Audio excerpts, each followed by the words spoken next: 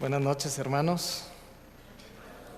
Estamos muy agradecidos con el cielo por la compañía de ustedes en esta noche. Estamos agradecidos porque no sé si ustedes creen lo mismo que yo creo que en la vida nada, absolutamente nada sucede por casualidad.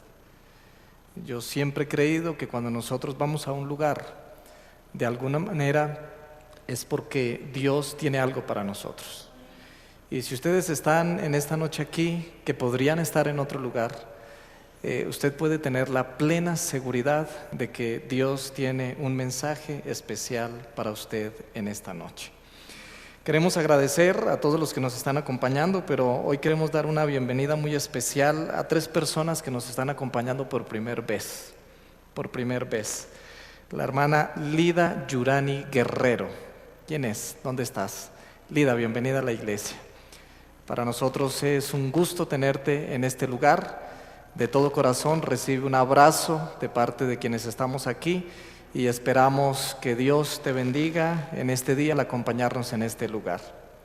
También tenemos a nuestra hermana Gloria Azucena Sánchez. ¿Quién es? Hermana Gloria. Desde aquí, desde lejos, pero recibe un abrazo de parte de nosotros. Nos sentimos felices de que estés aquí. Eres muy especial para nosotros. Dios te bendiga. Y sabemos que Dios tiene un mensaje especial también para ti. Y tenemos al hermano Esteban Becerra. ¿Dónde está Esteban? Ok, es un joven. Esteban, Dios te bendiga también. Nos sentimos felices de tenerte y esperamos que esta sea la primera de muchas otras ocasiones que podamos estar o ustedes puedan estar aquí con nosotros también. Saludamos a todos nuestros amigos, a todos nuestros hermanos. Una vez más saludamos a las personas que nos están viendo a través de la internet. Deseamos una bendición muy especial para ellas también y deseamos de todo corazón que todos los que estamos aquí podamos recibir una bendición muy, pero muy especial de parte de nuestro Dios. Hay algunos otros amigos, pero ellos son no la primera vez que vienen.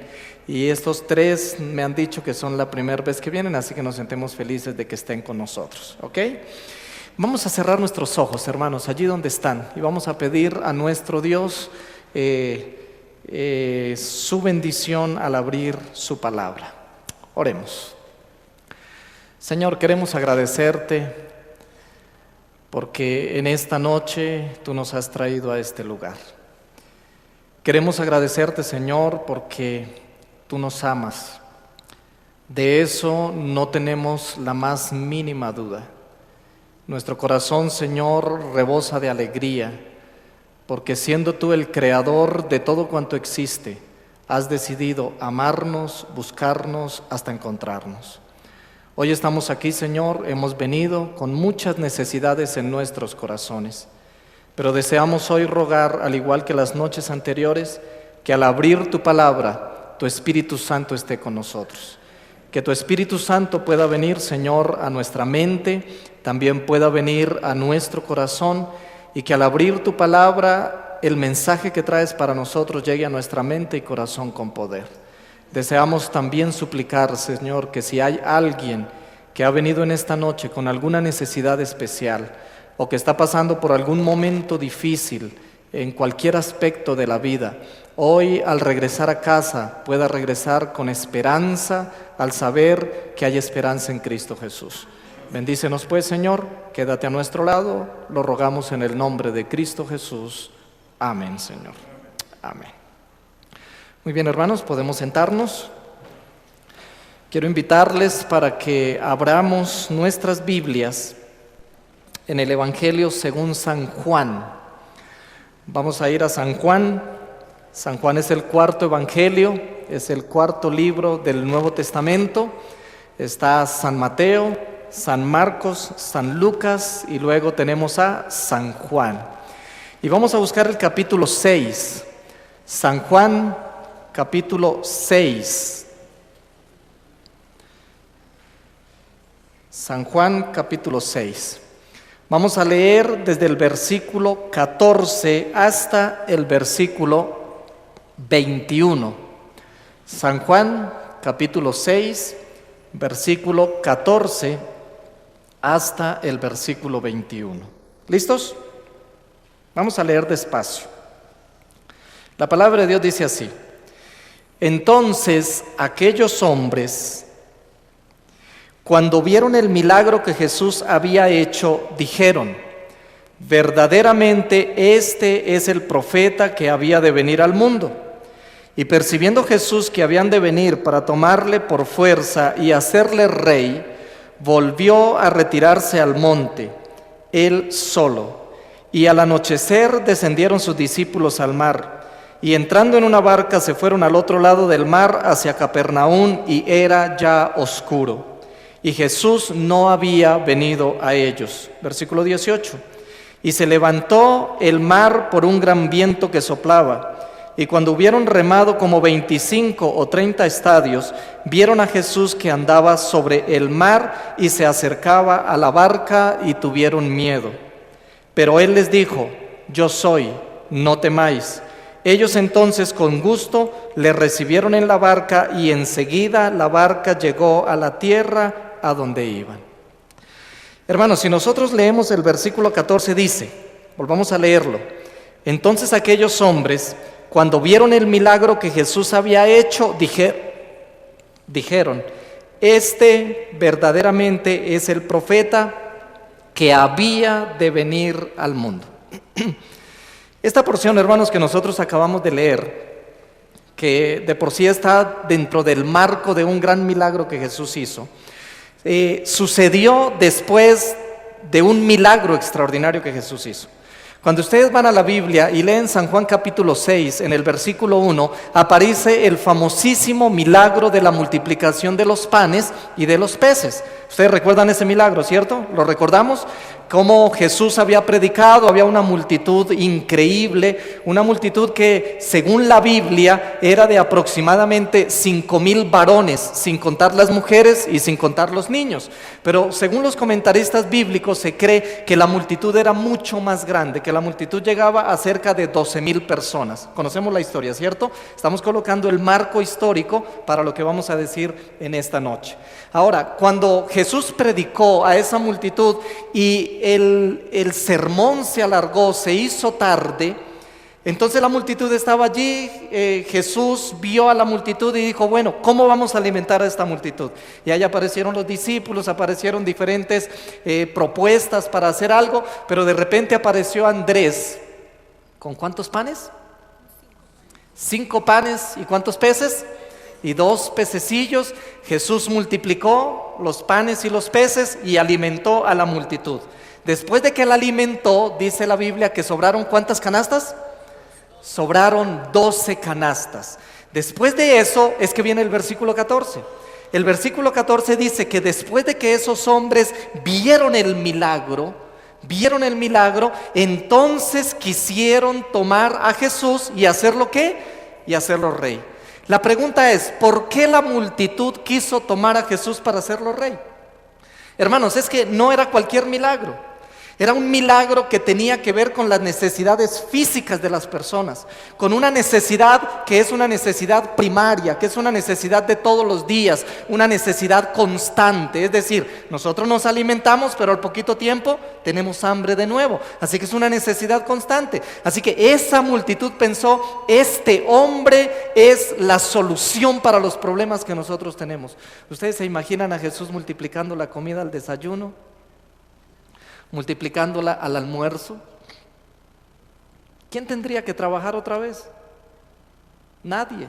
Algunos de ellos pensaron: este hombre y lo que este hombre hace es la solución. Ese es el profeta del cual habla la Biblia, el profeta que se nos fue prometido. Así que ellos empezaron a recordar que desde la época de Moisés había sido prometido un gran profeta para el pueblo de Israel, y ellos quisieron tomarlo para hacerlo rey. Eso dice la Biblia. Quisieron tomarlo para hacerlo rey a la fuerza. Pero entonces, hermanos, yo quiero decirles a ustedes algo en esta noche. Es que cuando Jesús vino a esta tierra, Jesús no vino para ser rey. Jesús no estaba interesado en ser rey. Él ya era rey del universo.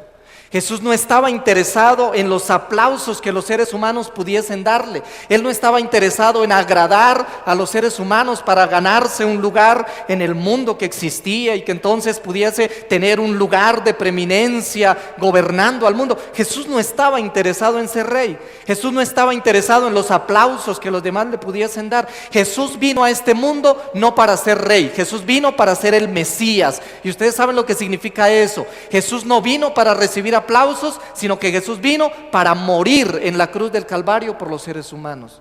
Ahora, la multitud no entendía eso. La multitud prefería pensar que ese hombre podría ser un gran rey, un rey que los liberase del yugo romano, un rey que los quitase de la esclavitud. Era la solución para los problemas, el rey perfecto. Pero yo quiero decirles algo en esta noche, hermanos. Yo quisiera agradecer a Dios en esta noche, porque Jesús no se dejó tentar. Porque si hay algo que tienta el corazón de los seres humanos es tener poder. Si hay algo que saca del corazón del ser humano lo más malo que existe y lo más bajo, es ese deseo de tener poder. Miren, el ser humano es capaz de hacer lo que sea por tener poder. El ser humano es capaz hasta de agredir a su misma familia, a sus mismos seres queridos. El ser humano es capaz de hacer lo que sea, lo que sea. Cuando un ser humano desea tener poder, es capaz de hacer hasta cosas que usted y yo nos sonrojaríamos solamente de escucharlas. Pero Jesús no es igual que los seres humanos. Jesús no estaba interesado en tener poder porque de por sí lo tenía, porque era el Hijo de Dios, porque era el creador de todo cuanto existe. Pero los seres humanos querían tomarlo y hacerlo rey. Miren, nosotros los seres humanos sí somos así. Los seres humanos gustamos de los aplausos. Los seres humanos gustamos de que nos reconozcan. Es más, los psicólogos le enseñan a los padres que cuando los niños están creciendo y están pequeñitos y hacen algo, entonces ¿qué hay que hacer con ellos? Reconocerles, aplaudirlos, porque eso es animarlos a que lo sigan intentando, que no los regañemos, que no los ultrajemos, sino que les aplaudamos todo el tiempo, los animemos. Así que los seres humanos, en el contexto en el que nosotros vivimos, estamos acostumbrados a eso, al aplauso. Nos sentimos bien cuando nos reconocen algo. Cuando hacemos algo bien y nos dan las gracias, eso nos sentimos ¿qué? Nos sentimos bien. Pero cuando hacemos algo y lo hicimos bien y nadie nos da las gracias, ¿cómo nos sentimos? Nos sentimos mal y creemos que no vale la pena hacerlo, que para qué lo hacemos si nadie agradece, si en la casa nadie agradece, si los hijos no agradecen, el esposo no agradece. Hay muchas esposas que creen que no vale la pena ser una buena ama de casa porque es que nadie agradece. Ahora, los seres humanos somos así. Los seres humanos estamos en busca de reconocimiento. Los seres humanos estamos en busca de tener un lugar de preeminencia, un lugar y por eso hasta en la iglesia, hermanos, paradójicamente voy a decir algo que no sé cómo lo tomen, pero a veces los miembros en la iglesia, los que ya son miembros de iglesia, están desesperados por querer tener una posición en la iglesia, porque somos enfermos por el reconocimiento. Hay algo ahí en el corazón, eso es una enfermedad, que nos hace pensar que si no se nos reconoce o que si no tenemos un lugar de preeminencia, entonces no somos nada. Y mira, yo quiero decirte en esta noche que no importa lo que los demás digan de ti, eres la persona más maravillosa y más extraordinaria y más valiosa para el reino de los cielos. No importa lo que los demás piensen, no importa si te reconocen o no te reconocen, no importa si tienes un lugar o no tienes un lugar, no importa el lugar que ocupas para esta sociedad. La verdad es que delante de la cruz, delante de Cristo Jesús, eres la persona más valiosa y más extraordinaria que existe. Y Jesús, queridos, no estaba en busca de ser rey. Pero cuando nosotros encontramos el texto, cuando vamos al texto, dice que de repente Jesús percibió, miren cómo es, hermanos, Jesús percibió que la multitud quería tomarlo y hacerlo rey. O sea, no es que la multitud se acercó a Jesús y le dijo, mira, es que te queremos hacer rey. No, es que ellos lo tenían planeado, lo tenían pensado, lo querían tomar y Jesús se dio cuenta de eso antes de que lo tomaran. Y miren cómo es Jesús, hermanos. La Biblia dice que antes de que lo tomaran y lo hicieran rey, entonces Jesús se subió a la montaña. regresó a la montaña. Hay algunas versiones en la Biblia, hermanos, que no dice que subió a la montaña, sino que regresó a la montaña. Ahora yo les hago una pregunta, hermanos. ¿Para qué regresó Jesús a la montaña? ¿Para qué subió Jesús a la montaña? Ayúdenme, hermanos, ¿para qué? ¿A qué? A orar. Jesús lo hacía con mucha frecuencia. Hay una palabra que se utiliza ahí, hermanos. Cuando la Biblia en el original dice que Jesús regresó a la montaña, se utiliza una palabra que es la palabra anahoreo. La palabra anahoreo tiene un significado que es muy interesante, porque la palabra anahoreo se refiere a algo que se hace muchas veces. O sea, cuando la Biblia traduce que Jesús regresó a la montaña, en el verdadero sentido de la palabra está diciendo Jesús hizo algo que hacía con mucha frecuencia. Se refiere a una acción que se repite, como bañarse los dientes. Si estuviésemos diciendo que alguien se baña los dientes, se utilizaría la palabra anahoreo. Es decir, se refiere a una acción que se repite y se repite y se repite y se hace con mucha frecuencia. En otras palabras, hermanos, Jesús se fue a la montaña porque era su costumbre. Porque Jesús estaba acostumbrado a ir a la montaña. Él iba con frecuencia a la montaña. Muchas veces en la noche, cuando llegaba la noche, Jesús estaba en la montaña. Cuando llegaba la mañana y salía el sol, Jesús estaba en la montaña. Muchas veces al mediodía se iba a la montaña. En la madrugada se iba a la montaña. Porque Jesús gustaba de irse a la montaña para orar. Y cuando la multitud quiso tomarlo para hacerlo rey, entonces Jesús se les escapó y se fue a la montaña. Se fue a la montaña a orar. Y es que ustedes sabían, hermanos, que la oración es el secreto de la vida de un cristiano. Nosotros esta semana estamos diciéndole aquí al Señor: Señor, queremos hacer parte de un milagro. Hoy yo te voy a dar el secreto. Nosotros no podemos ser cristianos exitosos si no tenemos una vida de oración. Es imposible recibir un milagro del Señor si anahoreo, si no es nuestra costumbre, si no es nuestro estilo de vida,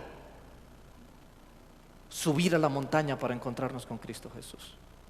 Jesús subió a la montaña porque era su costumbre. Era allí donde Jesús recibía el poder. Cada día cuando Él salía para encontrarse con la multitud, para encontrarse con la gente, para hablar con ellos, para sanarlos, para predicarles, para hacer todo lo que Jesús hacía, Él recibía el poder. Antes de eso, en la montaña, Jesús iba a la montaña. En la montaña se encontraba con su Padre. En la montaña hablaba con su Padre. Pasaba horas enteras hablando con su Padre y recibía el poder. Tú no puedes pretender ser un cristiano victorioso, no puedes pretender recibir un milagro del Señor si tu vida de oración es una vida escasa, si tu vida de oración es una vida de vez en cuando, una vida de cuando te acuerdas, o una vida de oración que se ha convertido en un rezo. No, eso no es. Muchos de nosotros creemos que somos mejores que Daniel, porque la Biblia dice que Daniel oraba ¿cuántas veces? Entonces algunos cristianos dicen: bueno, yo oro al desayuno, bueno, oro cuando me levanto, ¿cierto? Oro al desayuno, oro al almuerzo, oro a la cena y oro cuando me acuesto. Ya son 5, ya soy mejor que Daniel. No, eso no es vida de oración, queridos. Jesús tenía como estilo de vida subir a la montaña, comunicarse con su Padre, reclamarle a su Padre, recibir el poder. Con razón Jesús al otro día, queridos, después de pasar horas en la montaña, podía ir, podía enfrentarse a las multitudes, podía sanar, podía hacer milagros, podía tratar a todo el mundo con cariño, con amor. No habían palabras ásperas en él. Con razón Jesús podía enfrentar la vida, porque antes de enfrentar la vida, Jesús se acostumbró a subir a la montaña para tener comunión con el Señor. Si tú quieres recibir un milagro, si tú quieres ser testigo de un milagro, es necesario, no hay otro camino, querido, no existe otro camino. Es necesario que te habitúes a subir a la montaña para encontrarte con tu Dios todos los días, cada minuto de tu existencia, cada segundo, cada segundo.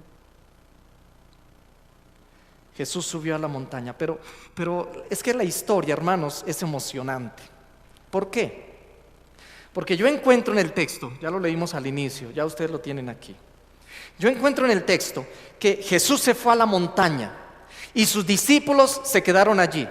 Y los discípulos se cansaron ¿de qué? De esperar a Jesús. Entonces se subieron en la barca y empezaron a cruzar el mar de Galilea hacia un pueblito que se llamaba Capernaum. Capernaum, queridos, es conocido como la ciudad de Jesús, porque Jesús creció en Capernaum. Jesús creció en Capernaum. Capernaum era un pueblito que quedaba a orillas del mar de Galilea. Hoy día no existe, hoy día solamente están las ruinas. Si algún día ustedes tienen la oportunidad de ir a Tierra Santa, los van a llevar a Capernaum. Y cuando uno entra a Capernaum, entonces hay una inscripción ahí que dice: bienvenidos a Capernaum, la ciudad de Jesús. Cuando usted entra a Capernaum encuentra varias cosas. Encuentra las ruinas de la sinagoga, donde Jesús muchas veces se paró a predicar la palabra de Dios. Encuentras ruinas de algunas casas de esa época, encuentras un templo grande que parece una nave espacial, y debajo del templo están las ruinas de una mansión. Y dicen que esas ruinas eran las ruinas, o son las ruinas de la casa de la suegra de Pedro. Ahora, en ese pueblito vivía Jesús. Y muchos de los discípulos vivían alrededor de Capernaum. Pedro vivía en Capernaum, pero otros vivían cerca de Capernaum.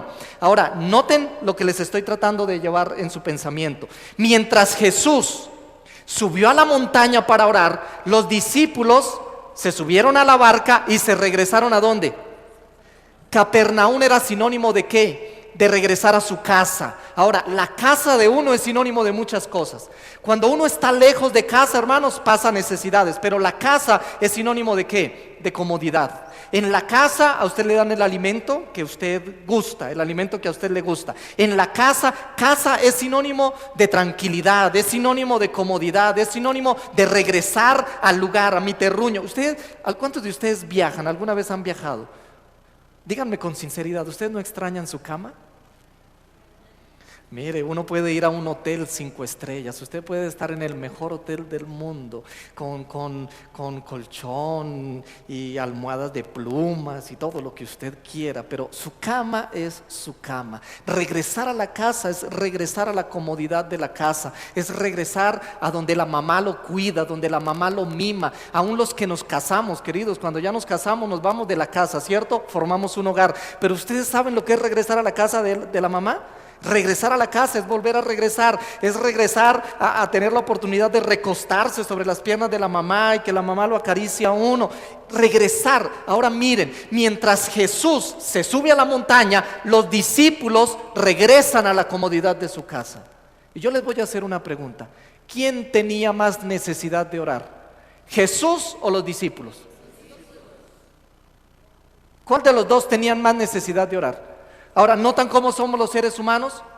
Porque Jesús, que aparentemente no tenía más necesidad de orar que sus discípulos, cuando sintió la tentación de ser tomado para ser colocado rey, él prefirió escaparse y me subo a la montaña para orar. Pero los discípulos se regresaron a la comodidad de su casa. Queridos, es imposible ser victoriosos si no aprendemos a depender de Dios. Es imposible. No podemos dar cosas por entendidas. No podemos creer que porque somos cristianos y somos adventistas, entonces ya tenemos la bendición de Dios. No.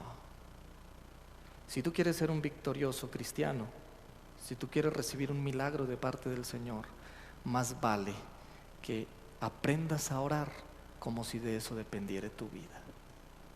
Porque la oración es el aliento del alma. Porque la oración es la experiencia de un cristiano, es como respirar. Tú no eres capaz de durar 30 segundos sin respirar, no eres capaz. La oración se convierte en eso para ti. Cuando tú aprendes a orar, aprendes a respirar. Y entre más respiras, tu cuerpo es más sano espiritualmente. Ahora, estos discípulos no entendían eso. Estos discípulos prefirieron regresarse a la comodidad de su casa. Y el texto que nosotros leímos, hermanos, dice que ellos empezaron a cruzar el mar, iban en la barca. Y cuando ellos iban más o menos, habían remado como 25 o 30 estadios, dice la Biblia. Es decir que, miren, Capernaum queda a 9 kilómetros. Eso es lo que tiene el mar de Galilea de ancho. Estaban en un extremo y Capernaum quedaba 9 kilómetros pasando el mar. Cuando ellos iban más o menos a la mitad del mar, dice la Biblia que se desató una tormenta, ¿cierto? Se desató una tormenta en la vida de ellos. Se desató una tormenta en medio del mar. Y ahora ellos estaban allí. Acababan de dejar a Jesús en el otro extremo. Jesús se había subido a la montaña a orar. Ellos se subieron y empezaron a cruzar el mar y de repente se desata una tormenta. Como todo pescador, ellos quisieron solucionar el problema, quisieron solucionarlo, pero la tormenta se fue yendo, se fue yendo. Y entonces sucedió un gran milagro, hermanos. Es que Jesús aparece caminando sobre el mar. Cuando los discípulos estaban cansados, cuando los discípulos ya habían intentado solucionar la tormenta de su vida, alguno de los discípulos debió pensar: la vida es irónica, porque acabamos de ser testigos de un maravilloso milagro. Jesús multiplicó los panes y los peces y nosotros fuimos utilizados para ese milagro, porque nosotros repartimos a la multitud los panes y los peces. Ahora nos subimos al mar por haber dejado a Jesús allá, nos venimos y nos vamos a ahogar aquí en medio de una tormenta. Es como irónica la vida, ¿cierto? Porque parece ser que después de una gran victoria viene una tormenta tremenda. Hermanos, este concepto yo lo he mencionado creo que ya 3 veces durante estos días, y lo voy a volver a mencionar porque es vital, y por la repetición a lo mejor no lo grabamos. Dios nunca nos ha prometido que si nosotros lo aceptamos a Él no tendremos problemas.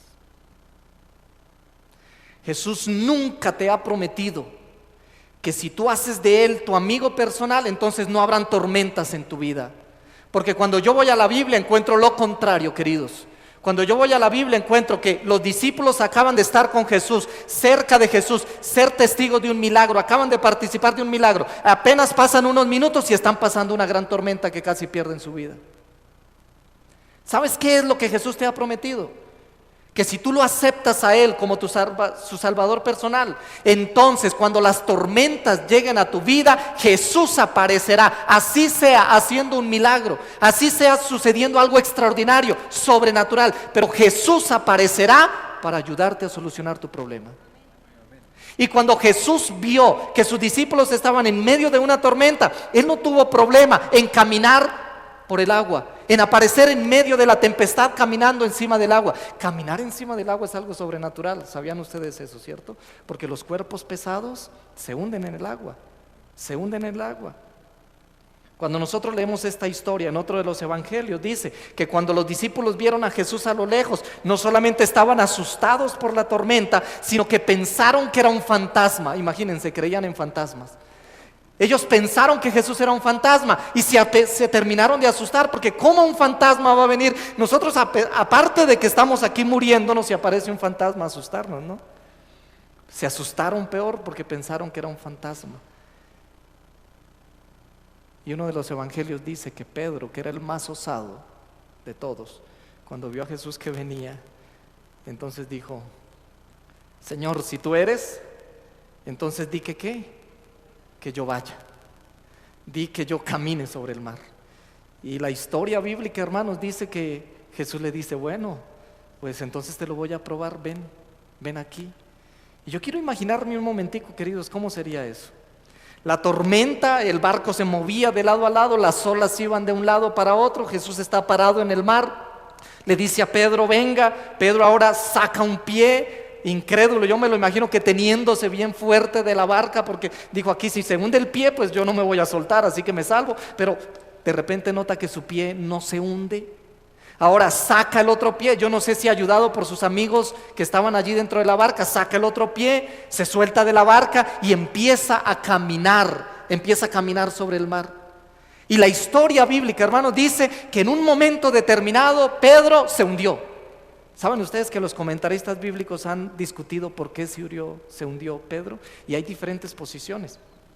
Algunos dicen que como había una tormenta increíble allí, las olas subían, Pedro fijó sus ojos en Cristo Jesús, empezó a caminar, pero de repente una ola subió y se interpuso entre Pedro y Jesús y perdió a Jesús de vista. Y cuando lo perdió de vista se asustó, y cuando se asustó se empezó a hundir.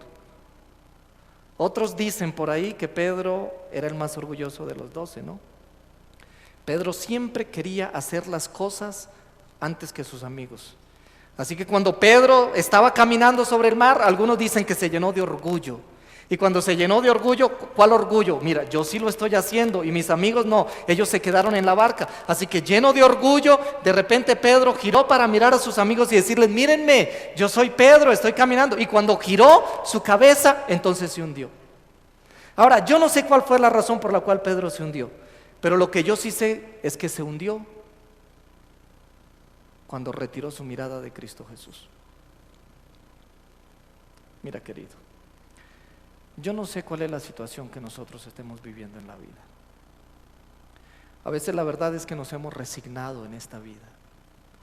Nosotros somos cristianos y entonces creemos que la vida de un cristiano es la vida de resignarse, es la vida de creer que ya no puede ser mejor. Entonces sencillamente nos acercamos al Señor, nos hemos conformado con la vida que tenemos, no importa si somos felices o no somos felices, sencillamente estamos conformados. Le decimos al Señor: Señor, gracias por todo lo que nos da, y dentro del corazón todavía vivimos aspirando ser felices, pero vemos eso tan lejano que hemos creído que se puede ser feliz solamente en el reino de los cielos. Y yo quiero decirte que eso no es así, queridos. Jesús vino a este mundo no solo para buscar y salvar al perdido, sino que Dios está interesado, como estudiamos el sábado, en que tú y yo tengamos vida y que la tengamos en abundancia. Dios quiere que seamos felices, y Dios corrió, si fue necesario, corrió sobre el mar para ayudar a sus discípulos, para enseñarles que no importa la circunstancia que estemos viviendo, cuando hemos fijado nuestros ojos en Cristo Jesús, en algún momento el Señor aparecerá para solucionar nuestras dificultades. ¿Saben que según el Evangelio de San Mateo dice que Jesús apareció caminando sobre el mar en la cuarta vigilia de la noche?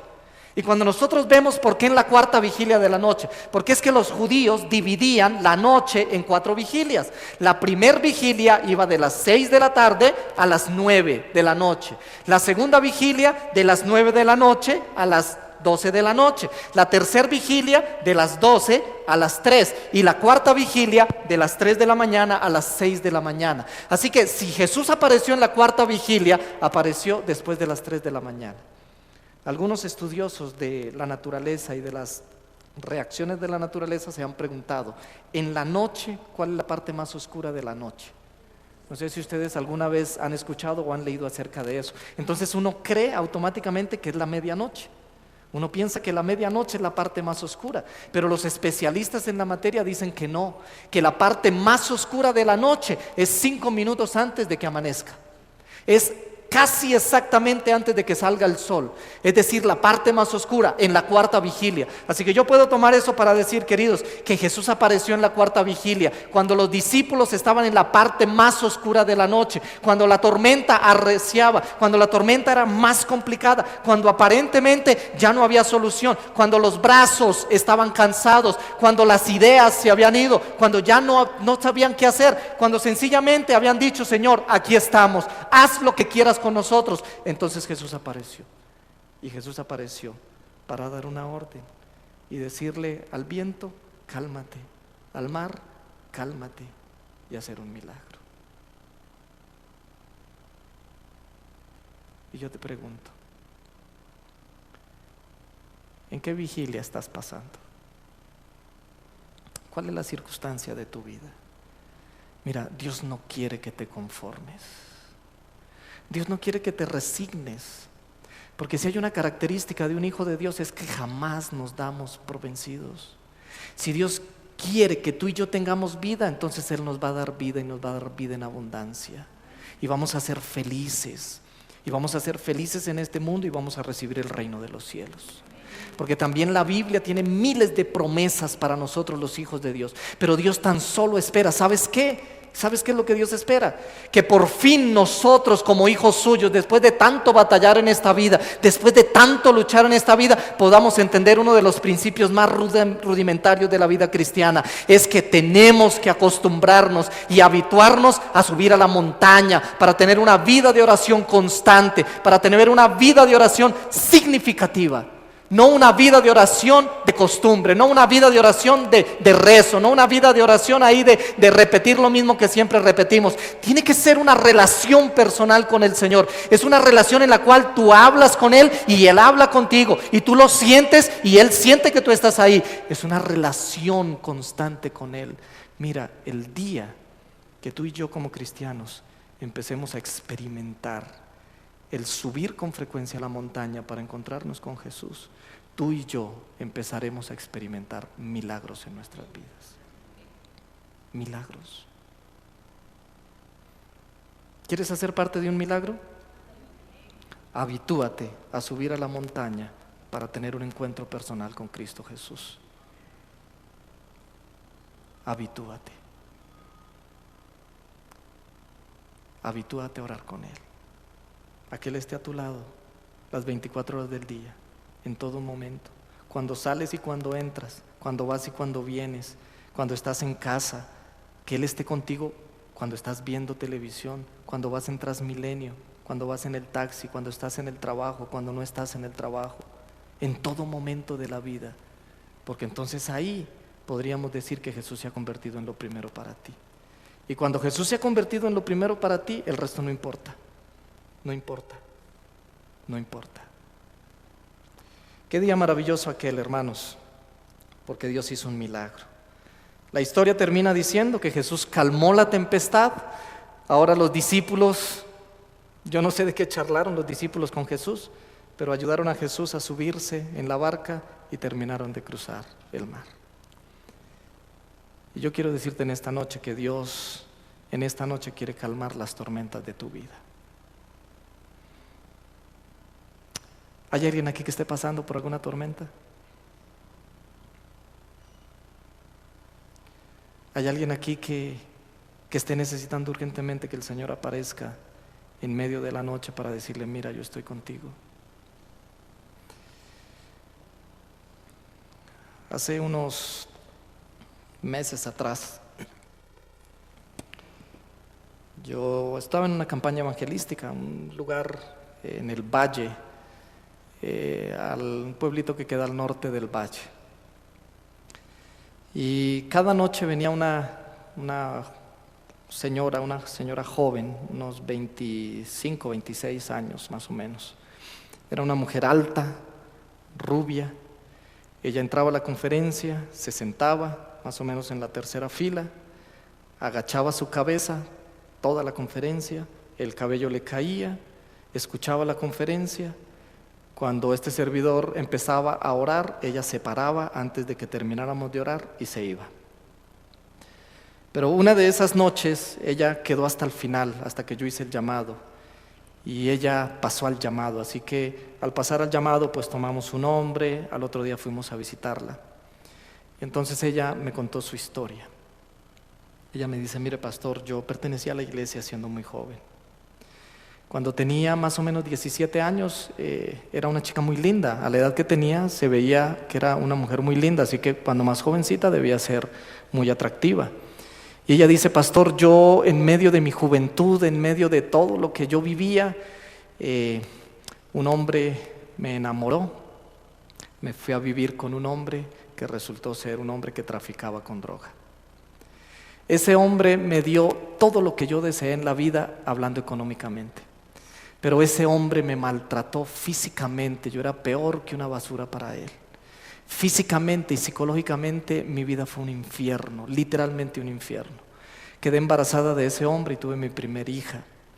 Después de pasados algunos años, yo ya no me quise aguantar más. Ese hogar era un infierno, literalmente, no me aguanté más, así que lo abandoné, lo dejé, me fui donde él no me encontrara. Por la relación que había tenido con él, había conocido a un amigo de él. Un día que me encontré con ese amigo, él me dijo, bueno, ¿qué estás haciendo? ¿Por qué no te vas conmigo? Me fui con ese hombre a Panamá y ese hombre resultó metiéndome en un trata de blancas y me prostituyó durante 3 años en Ciudad de Panamá. Y mi vida fue peor. Estando en esa situación, yo quedé embarazada de mi segunda hija. Finalmente, casi después de 2-3 años, me logré escapar de eso. Regresé a mi pueblo natal, que es ahí donde estábamos. Conocí a otro hombre, y hace 2 años quedé embarazada de mi tercera hija y tengo una pequeñita, chiquita, que sufre de ataques epilépticos. La razón por la que estoy aquí, pastor, y vengo a la iglesia, es por mi desesperación al saber que no hay solución para mis problemas. Cuando yo miro lo que ha sido mi vida, cuando yo miro, yo digo, Señor, ¿a qué horas me fui? ¿Cuándo fue que tomé la decisión de no tomarte en serio, de no darte el primer lugar? ¿Cuándo me fui? ¿A qué horas me equivoqué tanto en la vida? Hoy mi vida es un desastre. Hoy mi vida, tengo 3 hijas de 3 hombres diferentes. Y miren mi vida cómo está. Y entonces ella me decía, pastor, yo vengo por mi hija, porque estoy reclamándole a mi Dios que haga un milagro con mi hija. Pero yo creo que Dios no me puede perdonar porque yo he caído muy bajo. Hermanos, ¿cuántas personas hay que piensan así? Yo no sé cuál es la tormenta que tú estás viviendo. Yo no sé cuál es la tormenta que estás pasando. Yo no sé si estás en la parte más oscura de tu vida. Pero lo que yo sí sé es que hay un Dios extraordinario que, si es necesario, hará algo sobrenatural cuando tú te habitúes a orar. Cuando tú te habitúes a subir a la montaña, entonces Él hará algo extraordinario por ti. No te desesperes. Este mundo es un mundo de caos. Es la verdad. Es un mundo que está patas arriba.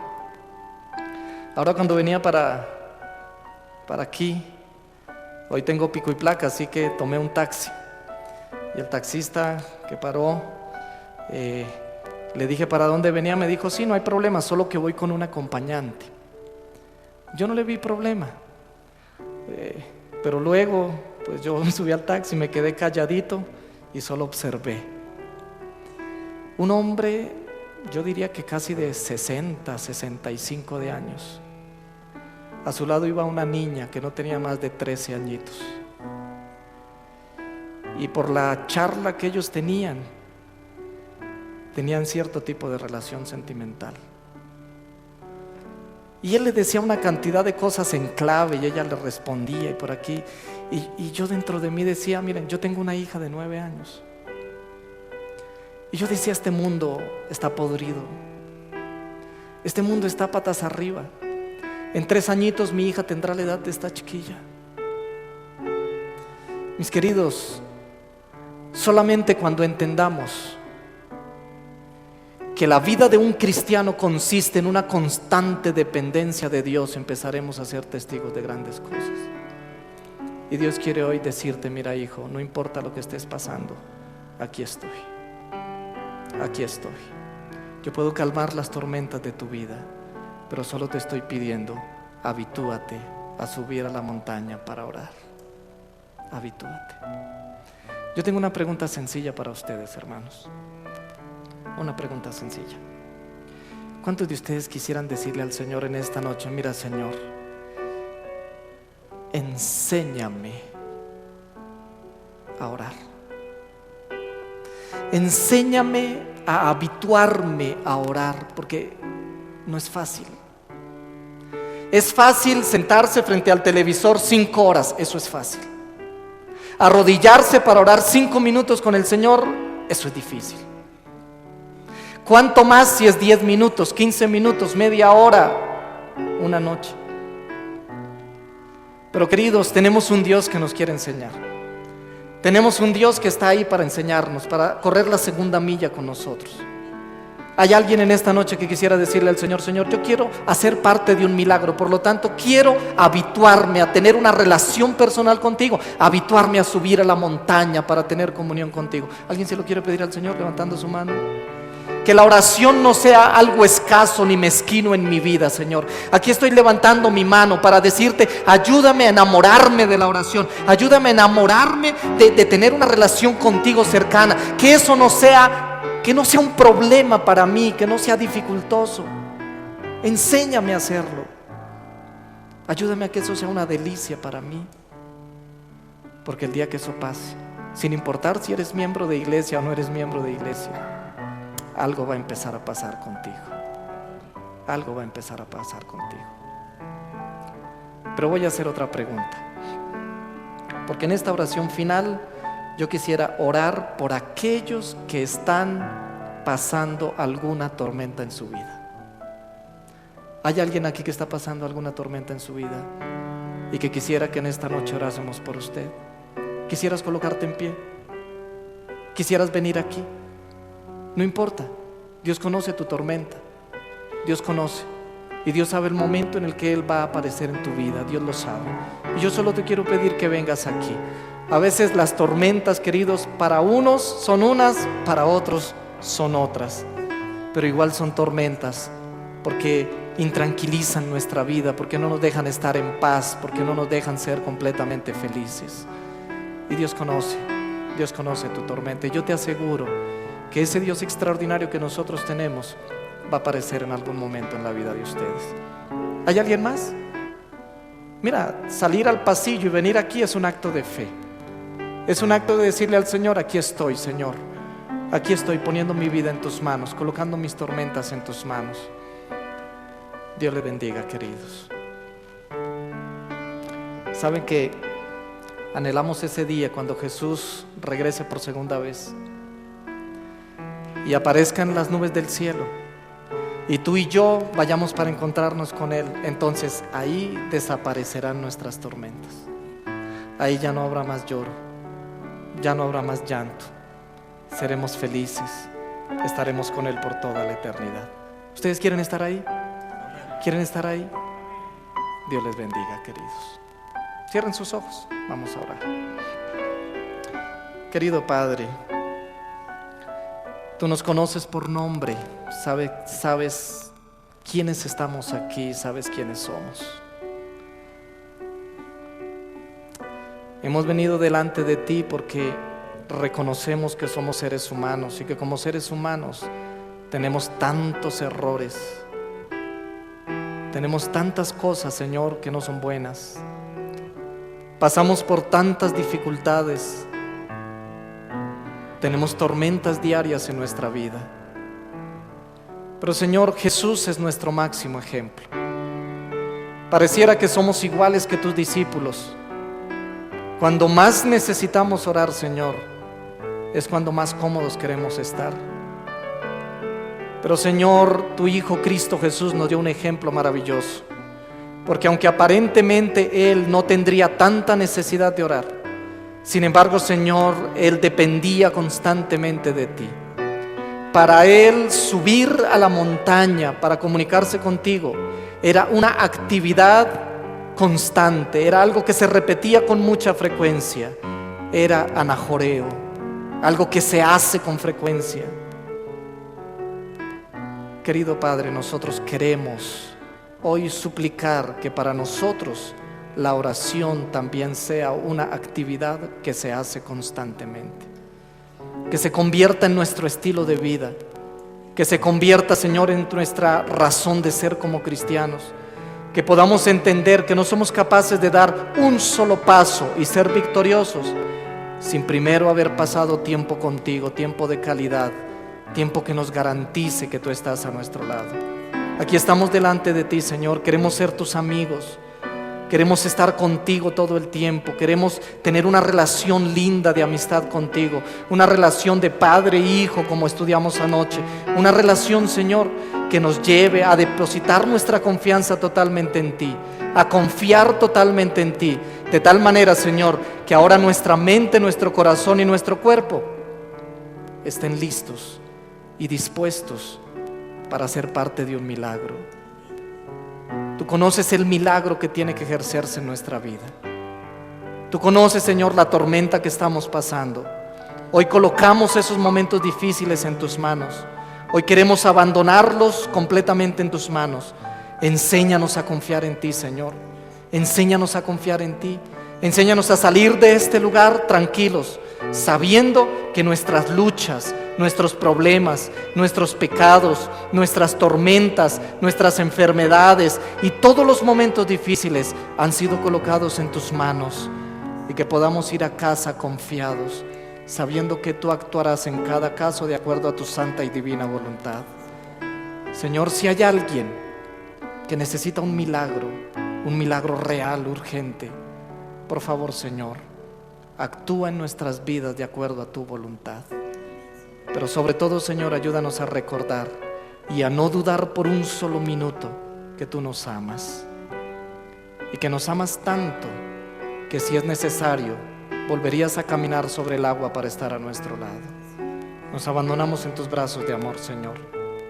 Al regresar a casa, llévanos con bien, pero Señor, mañana tráenos una vez más.